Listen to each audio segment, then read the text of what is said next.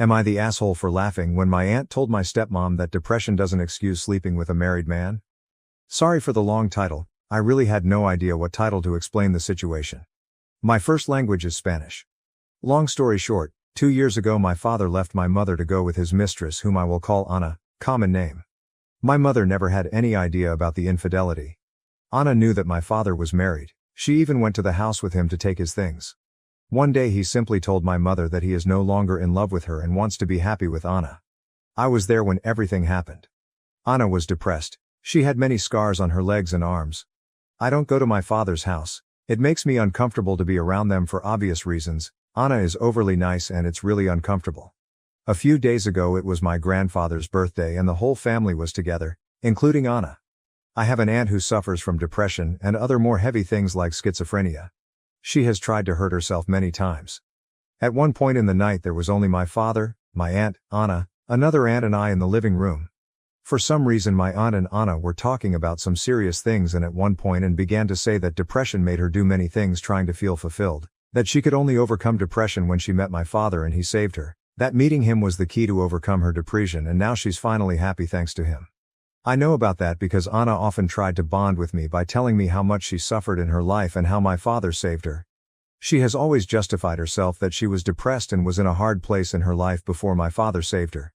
It always makes me feel uncomfortable and I don't feel empathy for her no matter how sweet she is. Talking about how many times you try to kill yourself in front of my 8-year-old sister, it's not something normal. Anna has always tried to paint her relationship with my father as a fairy tale that began in a different way but that she doesn't regret anything because her world is perfect now. At that moment my aunt said something like, I tried to save myself by going to a psychologist, not by jumping on the dick of a married man. And then she began to say that depression made her want to jump off a bridge but not ruin a family. I just laughed. It was funny. My aunt may have her mind elsewhere all day but it was crazy to see her make such a sly comment. But when my father was taking me home Anna was crying and he scolded me for laughing at what my aunt said, saying that no one knows everything that Anna suffered. I know, she always talks about that. I didn't apologize, but now I think, was I really wrong to laugh? From my point of view, my aunt was right.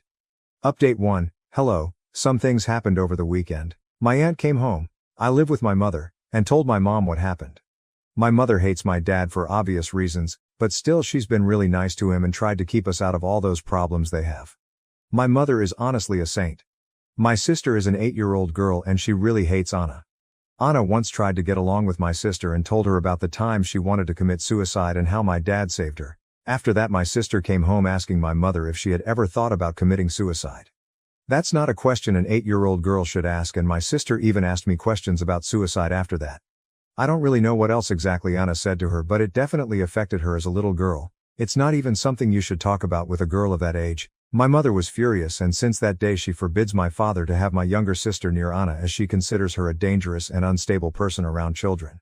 Since that day things have been really tense between my father and my mother. My little sister doesn't want to visit our father, so she is fine with this.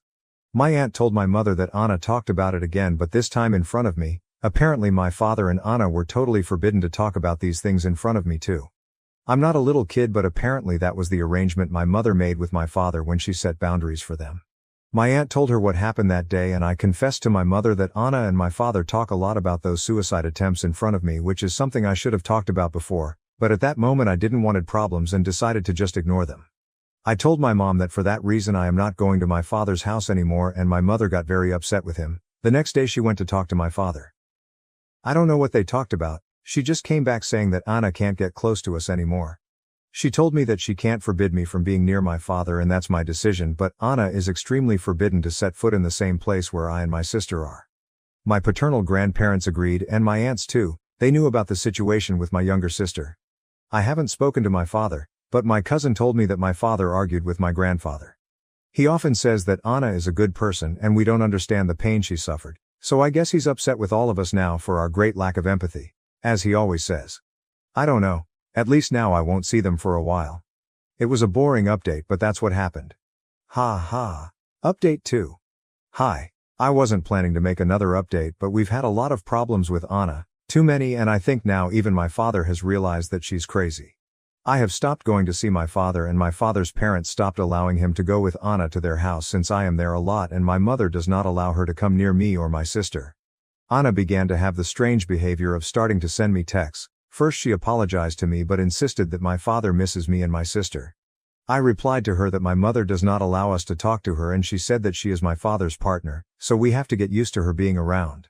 She started to talk badly about my mother, saying that I'm too young to realize it but my mother is manipulating us and that's wrong because she's not allowing us to be a family. I'm young but I'm not dumb. I didn't answer her again and showed the messages to my mother who spoke to my father again.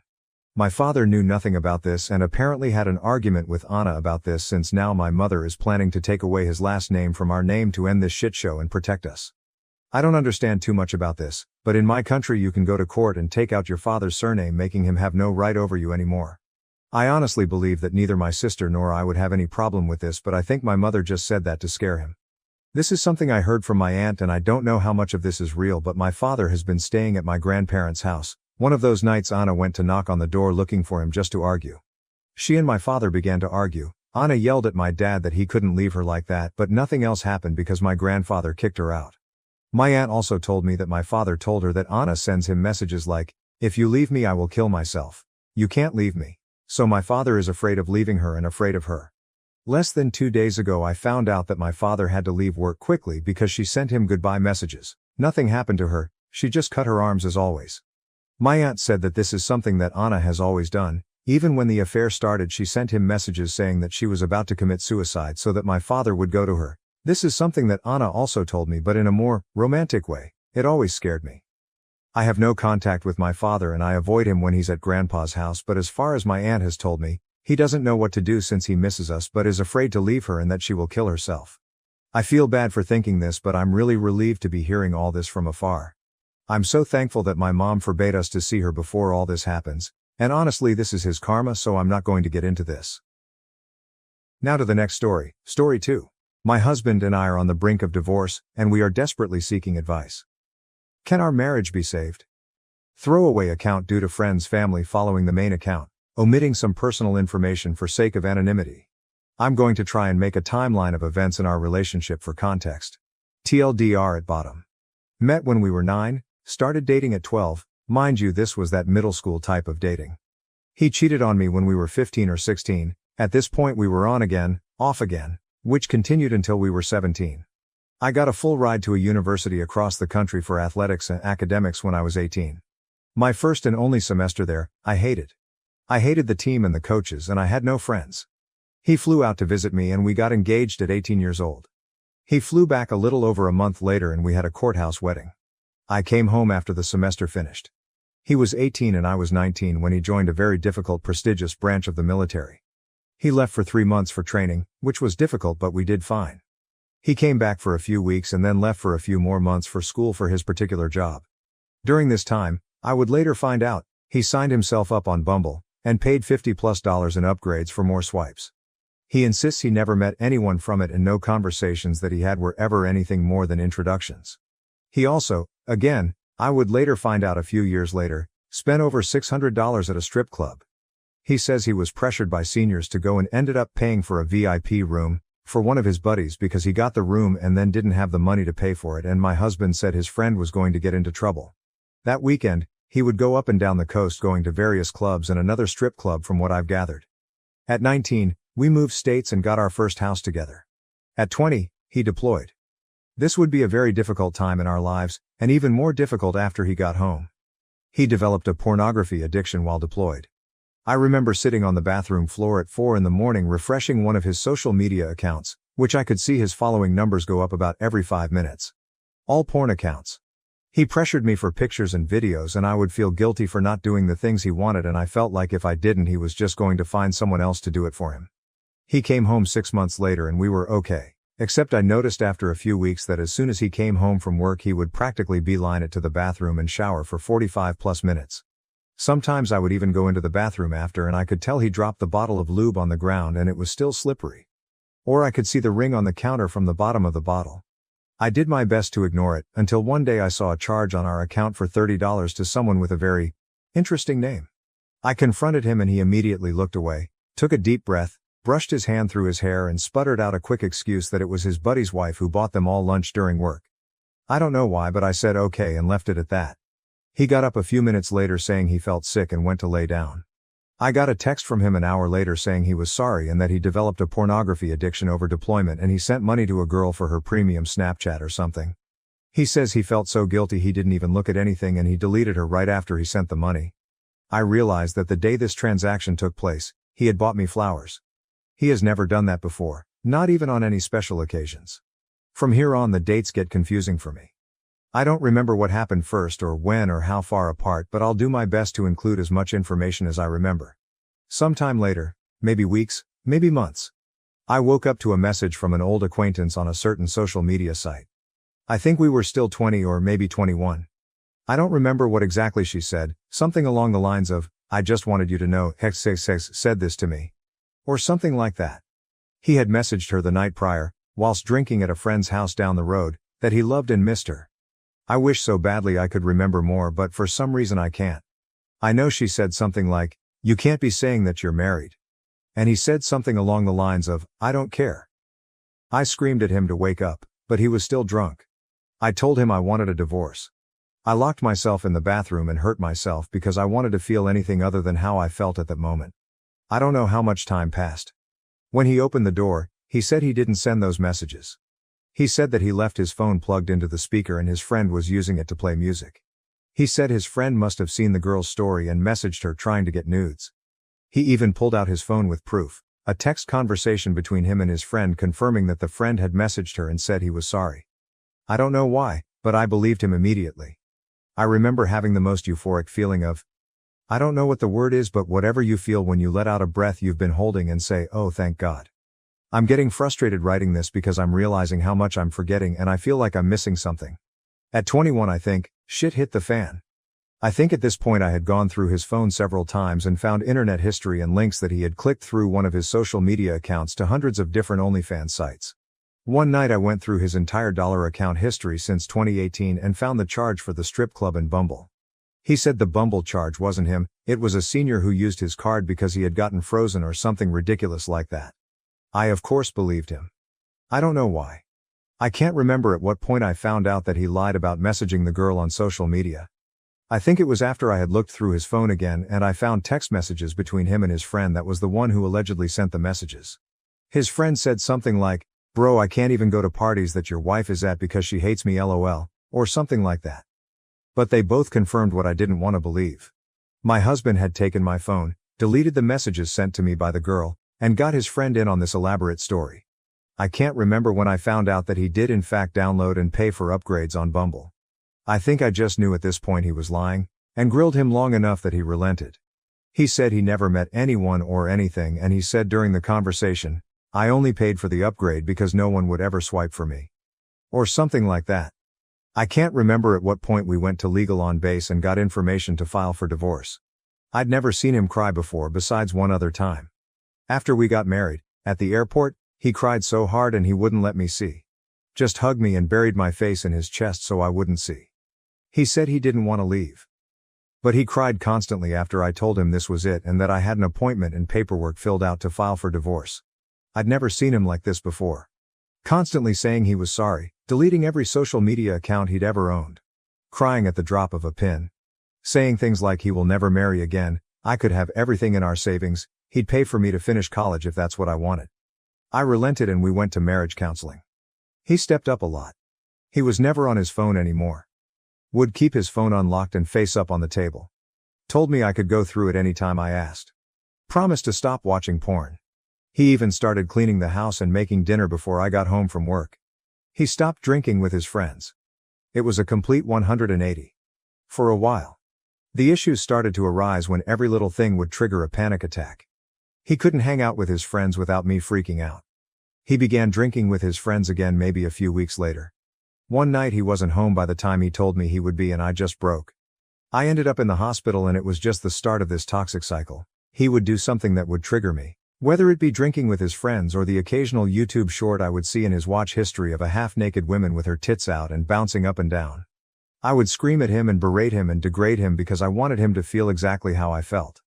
I think marriage counseling eventually helped a lot. After the hospital I finally got my own therapist. She was my best friend. I still text her to this day. I didn't have any friends where we lived. He worked with his friends every day and every weekend they would all party. I didn't have anyone. My friends and family were back home. I'm shy and have really bad social anxiety and have always had trouble making friends because I can't seem to ever open my mouth when there's more than 3 people in the room.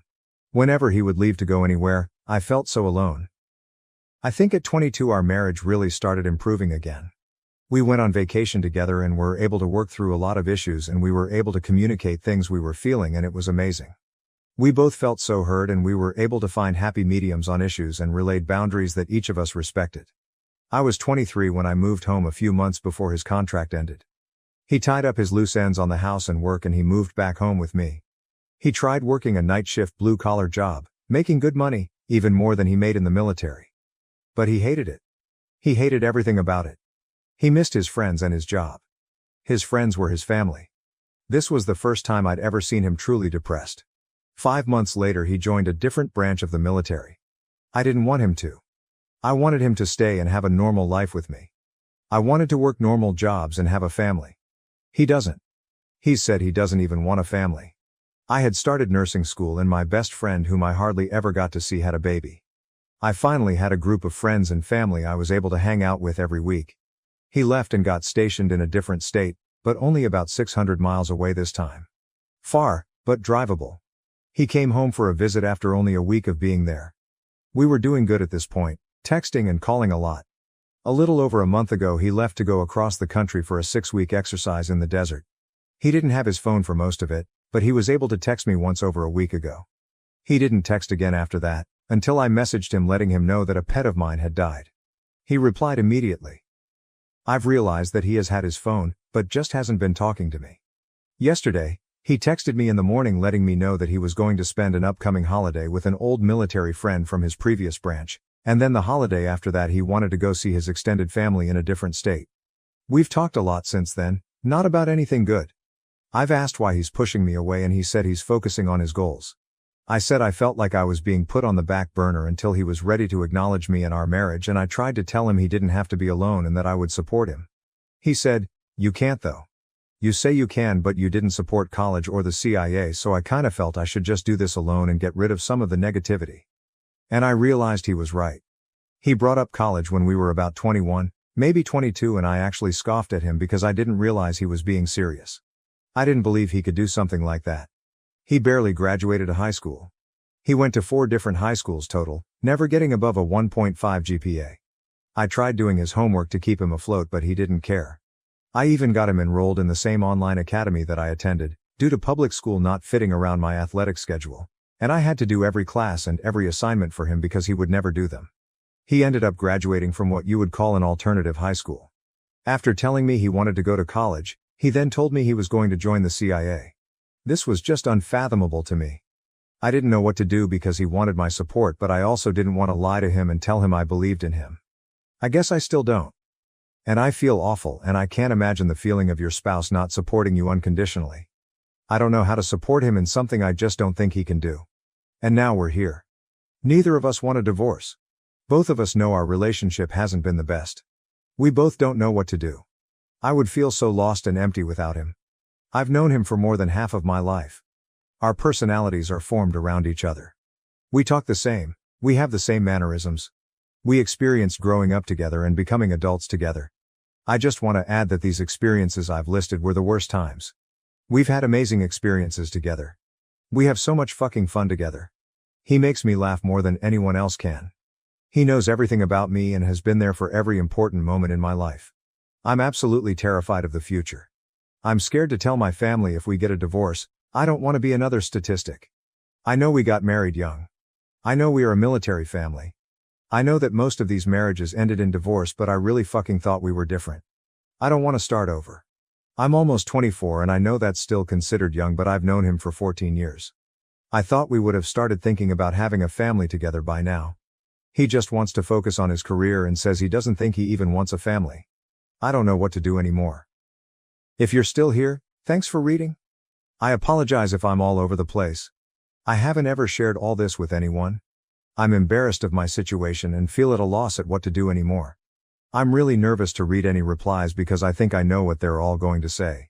TLDR, married young, he's in the military, history of infidelity on his part, verbal abuse on my part and lack of support. Have had successful marriage counseling in the past, but we're at the point where we feel like we want different things, but both of us still love each other and don't want a divorce. Neither of us know what to do. Update 1. After over 1,000 people castigating me in the comment section, I wanted to sort of give an update and answer a few questions. First off, yes, I can in fact type like a motherfucker. I had every intention of creating this post with anonymity, which obviously went down the drain as soon as I started typing. I didn't think this would get more than a couple thousand views and a handful of comments. I typed out every ignominious detail because I needed to see for myself everything in one spot. Someone said I must be exhausting to be around if I tell my friends and family all this. Well, you'll be happy to know that no one knows. I have never told any of my friends and family even a percentage of what has happened. That's why I ended up writing an epic. I wanted someone to know everything and tell me what to do because my brain has become this convoluted, the rose-colored type of convoluted, mess of, I don't even know. I have made my husband out to be this strong, loving, endearing, charismatic provider. And I know why. I've spent my entire life wanting to be the fucking best at everything. My dad's favorite thing he used to say to me every day after practice was second place is just the first loser. And I fucking held on to that. I was the best. I was the best at school. I ranked #1 out of my high school class of over 700 people. I have hundreds of medals and trophies. I did take second place at nationals one year, even though that doesn't feel like an accomplishment to me. I know it should be. But after dropping out of college and leaving behind a full-ride athletic and academic scholarship, I wanted it to be worth something. I never told anyone I left because I hated it and couldn't deal with it. I told everyone I got married and he joined the Marine Corps and I wanted to support him. I didn't want anyone to realize that I couldn't hack it. I wanted it to be worth it. And if I had marriage problems or if I got divorced, it would have just been for nothing. I would have lost again. And I can't lose. I grew up hiding in my closet hearing my dad scream at the top of his lungs at my older siblings because they averaged C's and D's in school. I knew what losing would get you. And I would not lose. My mom cheated on my dad when I was a kid. I remember waking up one morning to them screaming on the front lawn, my mom trying to get into her car to go to work and my dad grabbed her arm and ripped her out of the car. They don't know that I saw that. They worked through it if that's what you want to call it. I thought that was what you were supposed to do. I thought that marriage was supposed to be hard and you were supposed to put every ounce of yourself into fixing your ups and downs. Many have asked if I want to live the rest of my life like this. Of course I don't. Who the fuck would want that? Why did I stay even after the first time? Well, starving people will eat anything. I have actually read every single comment, even the hurtful ones. God damn, you guys are fucking assholes, and I needed it. I fucking needed over 1,000 people telling me I'm a blind idiot to realize that marriage isn't supposed to be like this. And that I deserve better. Because I fucking do. I do fucking deserve better. And for all those saying I'm not going to leave because I haven't yet. I will fucking prove you wrong. I'm not going back anymore. I'm not going to fucking settle. I had heard the phrase sunk cost fallacy, but I didn't know what it meant. I do now. Thank you to everyone. Even the ones who believe this post was a creative writing assignment. It gave me a laugh realizing that my life and my marriage has been so bad, that it's unbelievable. Last side note, yes, I did comment with my main account a few times. It doesn't even matter anymore. And feel free to shoot me a message and tell me I got this, because I'm going to fucking need it. I feel like I've been rug pulled near the edge of a cliff and I can't find my footing. I don't know where the ground is and when it will come. But I know wherever I land it will be better than where I am currently. Update 2. Hi everyone, it's been almost a year. I can't believe it's been almost an entire year.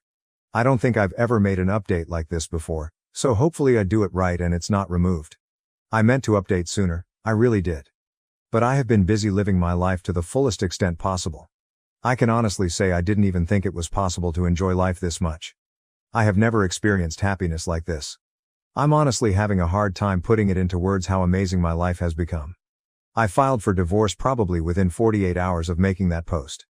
Papers were signed a month later, divorce was finalized 2 months after that. It was completely uncontested, we shared no assets, no children, thank God. It was actually a lot easier than I expected it to be. Honestly, the hardest part was telling my family, especially my mom. Everyone loved him so much because I, unfortunately, made him out to be so perfect. It was pretty much a slap to the face for her to find out. I felt awful. She cried for days. But she was so supportive of me. Everyone was so damn supportive of me. I turn 25 soon. I decided to get my nurse practitioner's license. So that's the track I'm on right now. I've made an incredible amount of friends this year. If I'm not working, I'm out having fun. I'm always doing something fun every day. I'll try to reply to any comments, but I'm so busy these days. I have truly begun to find myself. And I'm fucking awesome. I am capable of so much. And I am brave. I am so brave. I did make one special friend from my original post, Bethany200300. Thanks to you and my best friend Katie, if you guys are reading this. Thank you for keeping me accountable and loving me unconditionally. I really didn't realize what a horrendous situation I was in. At least, not until after I made that initial post and received so many eye-opening comments. Lots of people were right though. I did already know the answer to my question. It's actually kind of weird thinking about it. It doesn't even feel real. Whenever I try to think about my life over the last couple of years, I can hardly remember anything. It's almost like I'm trying to recall a story that someone else told me. Anything that I do remember, I recall almost like I was a spectator, or an invisible third person in the room. And I just think this poor girl and what she's going through, I can't even imagine how awful. It just doesn't even feel like it was me. My real life started as soon as he was gone. We don't speak anymore. We haven't really spoken much since December. One of the last interactions we had, he was upset about the divorce and regretted it, and then he proceeded to threaten that he would murder anybody that I dated in the future. Yes, it's documented to the best of my ability. I don't think he would ever actually do anything like that. He hasn't even been back in the state this year. I think he's too busy. Last I heard through the grapevine, he got drunk, had a one-night stand and got some girl pregnant. She wants to keep the baby. He doesn't. I think she even took a brick to his car and smashed the shit out of it. If I could give him one last piece of advice, it would be to start a savings account for this poor kid's future therapy bills. And to ask him if he ever realized that almost all of his monumental life mistakes have been committed under the influence of alcohol. But alas, it isn't my problem. He will never hear from me again. And I can say that with complete happiness and confidence. To everyone who said I wouldn't do it and that I wasn't capable of leaving, fuck you and thank you. I did leave. I didn't walk, I ran. I fucking sprinted. And I didn't look back. Thank you, Reddit, for helping me save my life. To anyone who may be going through something similar. You can do it, I believe in you. If I can do it, you can too. The other side is brighter than you could ever imagine.